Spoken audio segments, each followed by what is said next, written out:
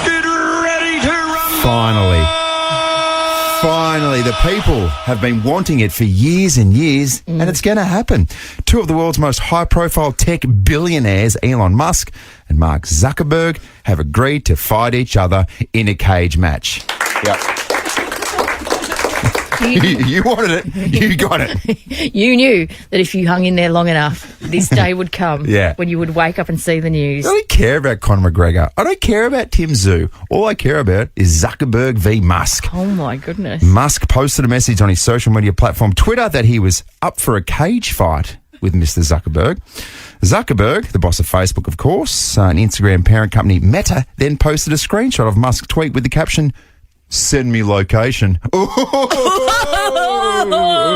it's on. All the billionaires are going at it. Musk then replied to Zuckerberg with Vegas, Octagon. Ooh. Musk also tweeted, "I almost never work out except for picking up my kids and throwing them in the air." Ooh. This is going to be the most disgusting, sloppy fight that has ever been contested by two humans. All I can picture in my head is two pasty white guys just doing that slapping thing that when you slap someone like that. Exactly. Imagine two jellyfishes having a fight. Or it's like two octopuses just going at each other. That's how sold these blokes are. Oh, my goodness. Begs the question, though, doesn't it? And particularly from a South Australian perspective, or maybe from an Australian perspective, who would you like to see fight each other? Oh, yeah. Yeah, I'll go first. Okay. Broadly, from an Australian perspective, it's probably not going to happen now because he's just retired from the gig, but what about back in the day, in their prime, Kosh v Stefanovic? Oh. Yes. Who are you taking? Because obviously Carl's a little bit younger and probably a little bit more athletic. Yeah. But I reckon if Koshy gets one in, it's all over. Oh, yeah. It would just take Koshi one punch, I reckon, just to go bang. Yeah. Stefanovic down. Yeah. Remember he was in the park not so long ago when Michael Clark was having a bit of a brawl? Yeah. Remember that? He didn't want a bar of it, Stefanovic. Because Pup was being a little bit naughty. Classic Pup. Classic Pup. Just getting in trouble from his missus from being just a little bit errant in his ways. Yes. I've got another one for you. What about this one? Hinkley v Nix. Who wins that one? Oh, Nixie's got Hinkley covered. You reckon? Yes. No, Kenny's old school. No. He'll bite you. If he has to. If the situation arises. Nixie is in good shape. Yeah. I see Nixie at my gym sometimes. Yeah, He's okay. actually still in pretty good nick. All right. Yes. I don't often see Kenny jogging laps down there at Alberton. Yeah, but just don't underestimate the old dog. That's what I'll tell you. Okay. There's a bit of fight in him. I've got another one for you. This is a little bit older as well. Malcolm Blight v. Graham Corns. That's what they want to see. I think that's what you want to see. Yeah, I'd like to see that as well. You got any? Yeah, I got one. I would like to see Mally take on David Spears. Ooh, he's so athletic though, our premier. Mally would kill Spearsy. What's he paying? He would absolutely. Oh, I don't know.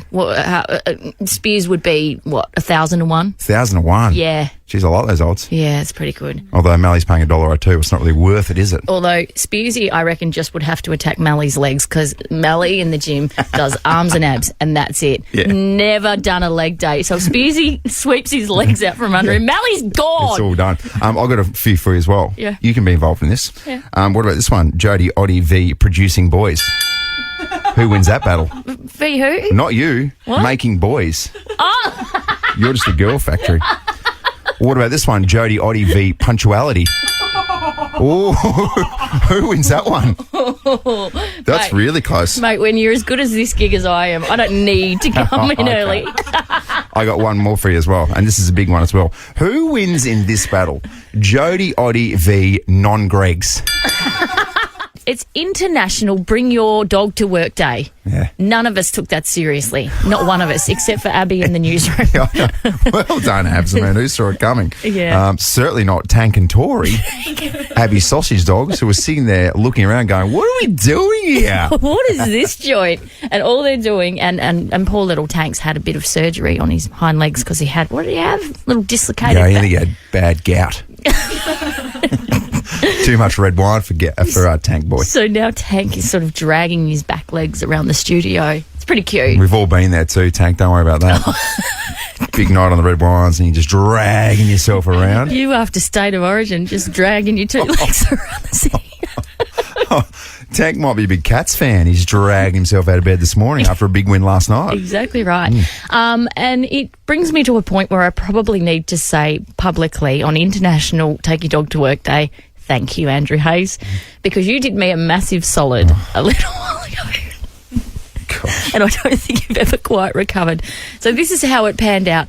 I call you on Saturday afternoon because I think, we're going to the netball tonight, which is at the entertainment centre, and that's right next to Channel 7. And then we'd quite like to pack the family up and drive straight down to Middleton for the weekend, post-netball. However, there was one sticking point, and that was my dog Sid, the little attack toy cavoodle. And so I had an amazing idea. I thought, why don't I ring Hayesy and just see if he could look after Sid for an hour while I go and pop over to the entertainment centre and watch the Thunderbirds. It's easy, isn't it? Because Channel 7's right next door to the entertainment It was centre. easy for the oddies. Yeah. Not so easy for you. Yeah. So I pull up, come up to security. I'm like, can I see Andrew Hayes, please? And I hand Sid over to you. Yeah. It was just all downhill. Oh, my gosh. So Sid, and straight off the bat, Sid was not in her element whatsoever. The most frustrating thing out of the whole thing was that Sid cried and whinged the whole time. So at one stage, we had to genuinely get the gaffer tape up and just gaff it over the mouth. That did happen. I promise that did happen.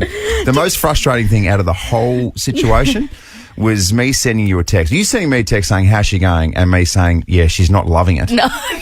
And then you trying to put it back on me. How? Oh, she usually loves going to different places. Are you kidding?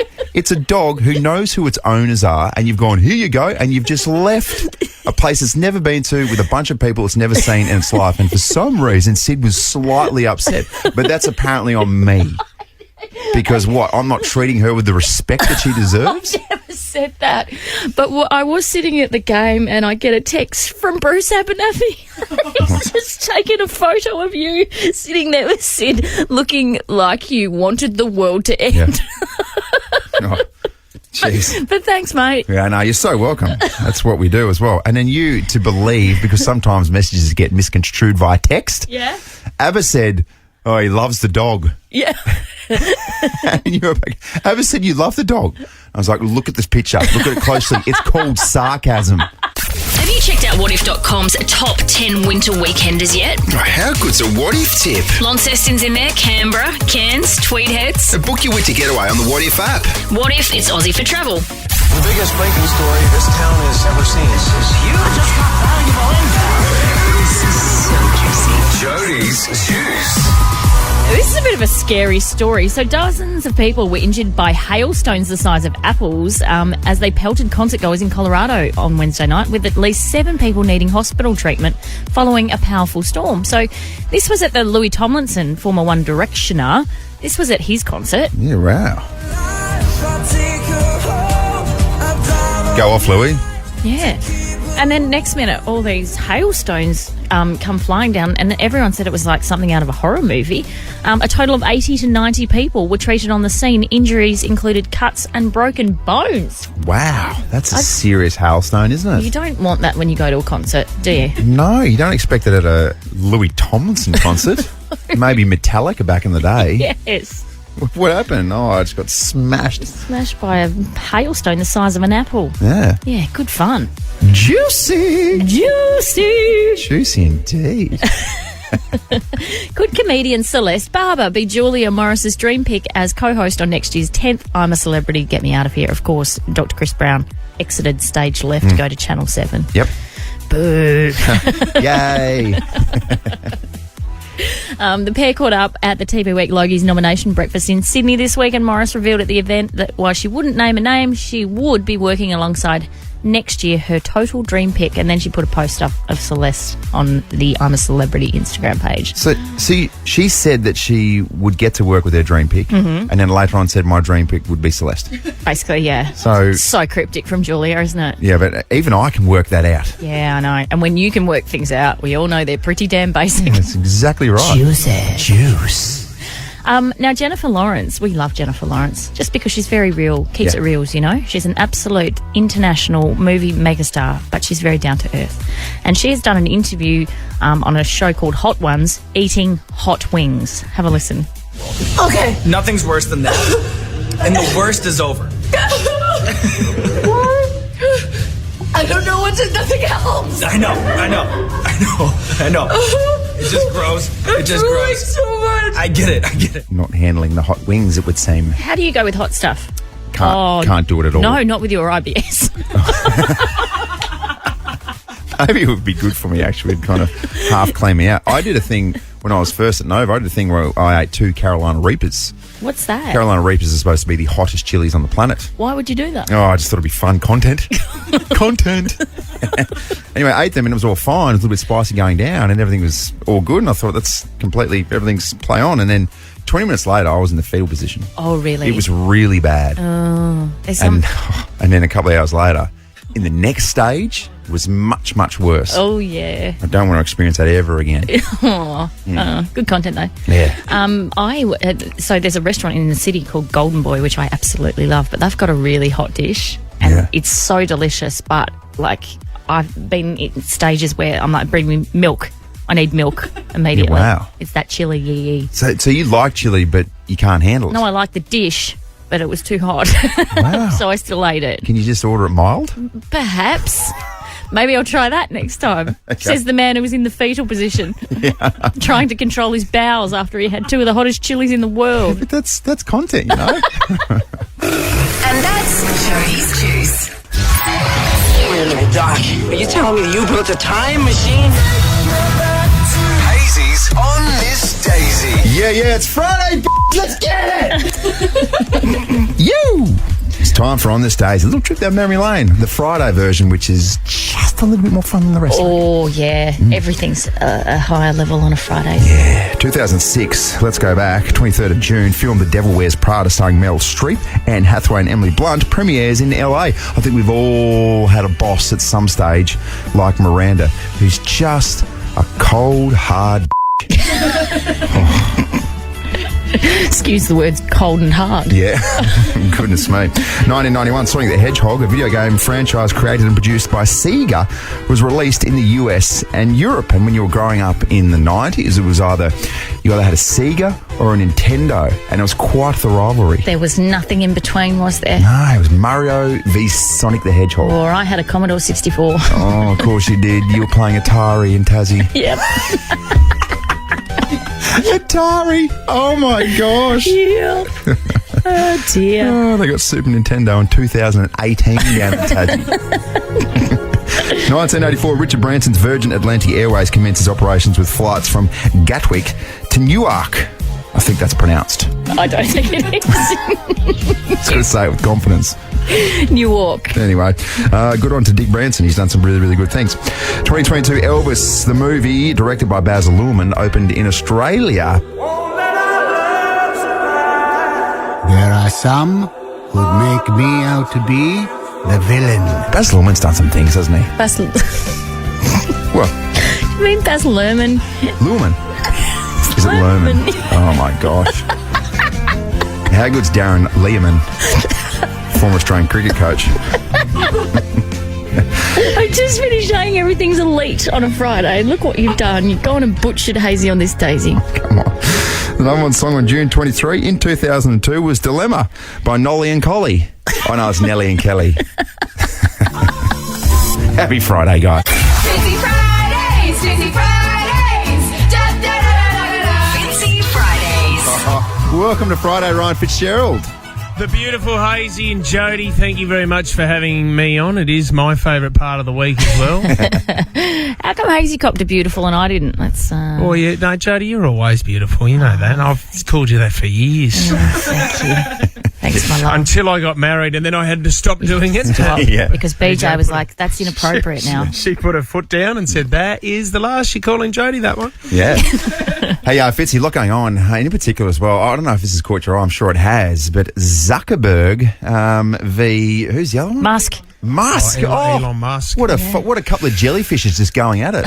Do you know, it's crazy though. Do you guys, when you go to school with sort of kids that are quite kind of shy, do their own thing, and they're sort of, well, let's just call them dweebs, right? Yeah. Then have you ever met someone that, okay, here's an example. So 1993, Port Noarlunga, we won the under-17 premiership against Morford Vale. We're having a 30-year reunion, getting a few of the boys together again to go watch the A grade in a few weeks, Hayesy. Yeah. And we're trying to track down everyone from the team. One guy, David Mitchell, right? And he was such a small guy when he was 16 years of age. Found out we got his Facebook page. He's now a UFC fighter. He's mixed martial arts. Oh, my goodness. Yeah. He's dangerous, and he's probably got a hit list too. Do you reckon you're on it? Yeah. We may have got stuck into him back in the day, but no, we're going to get David there, and we are going to shower him with free beers all day. Yeah. I was hoping you were going to say it turns out he's a billionaire. That would have been cool. He wants to go down and see the Titanic. But no, it's. I think that. Well, if you've been watching Mark Zuckerberg, he's now jiu-jitsu. He's really good. So I'm going for the old Zucker punch. He's going to win it, I would say. Yeah, how good's the Zucker punch? We put a few scenarios out there this morning as well, Fitzy. So I need to get your thoughts on this one. Hinkley v Nix. Who are you taking? Oh, geez, that's a tough one. You'd have to go at the moment right now. Ken Hinkley is on fire. I mean, he's probably the number one coach in the competition. No, we're not. Who would win a fight? Yeah. Is what we're asking. In the you're octagon. asking a fight.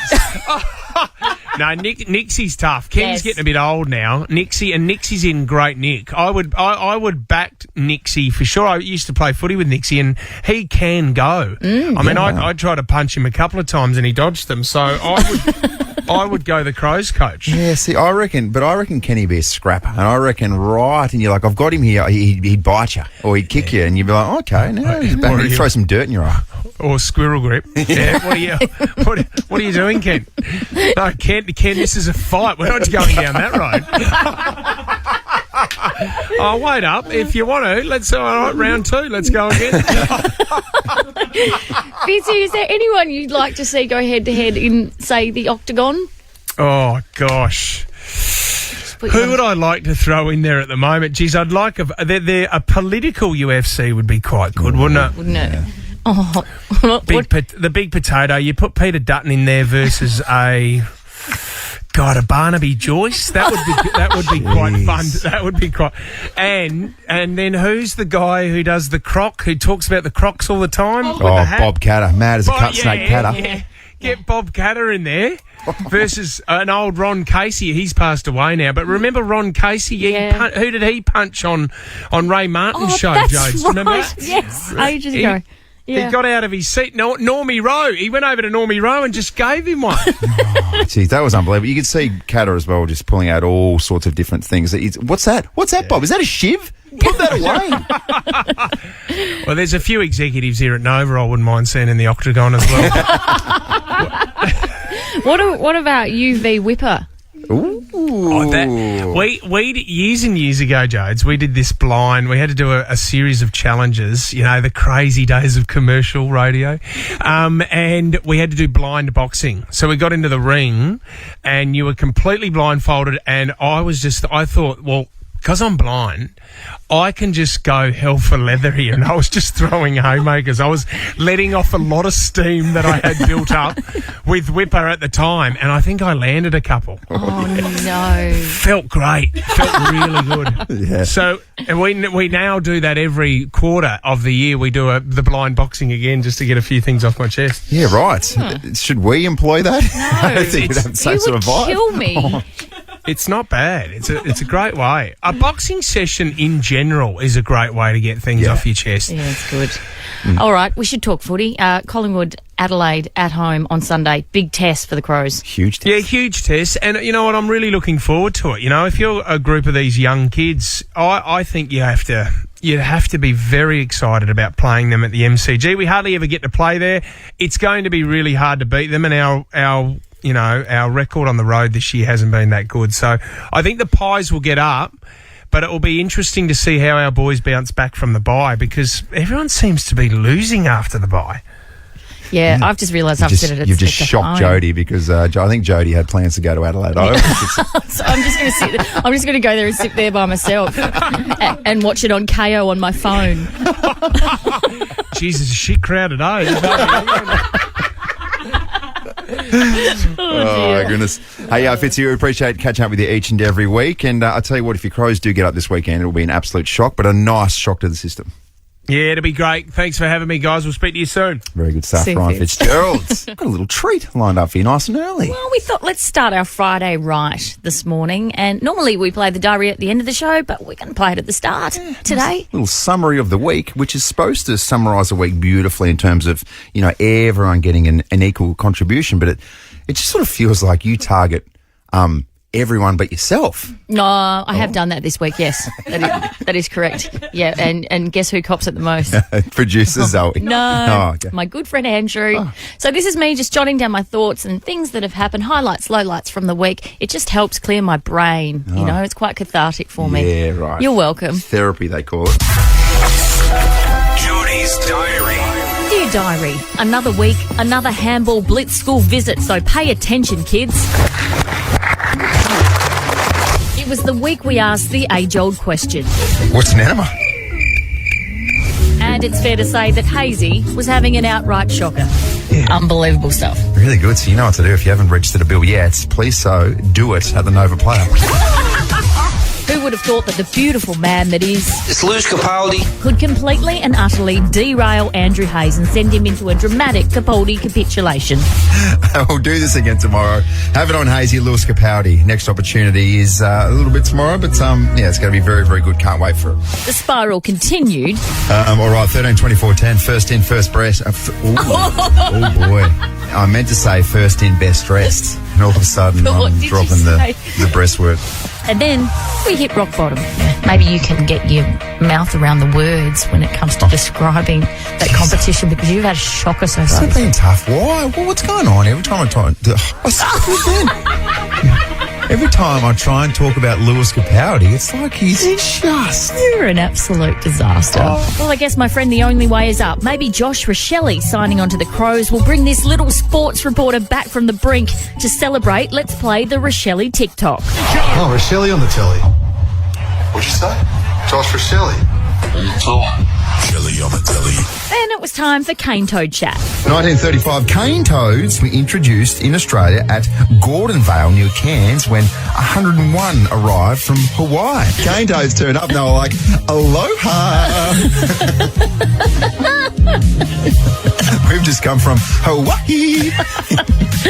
We're from Waikiki.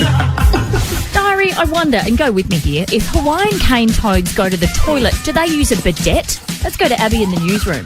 What was for sale in that house? Was it a bidet? Bidet. Or was it a bidet? When we discovered people use their pets' names as passwords, we learnt that Hayesy is that guy. I've got the same password for absolutely everything. That is so dumb. Anyone who can guess Hazesy's password, Yeah. which is obviously Hazesy's underscore horse. Hayesy _horse _chunky _boy with 12 eyes. So it's boy. This week saw the demise of the fantail. Good news for the structural integrity of everyone's teeth, bad news for Hayesy. But it got us thinking, what treat would you bring back?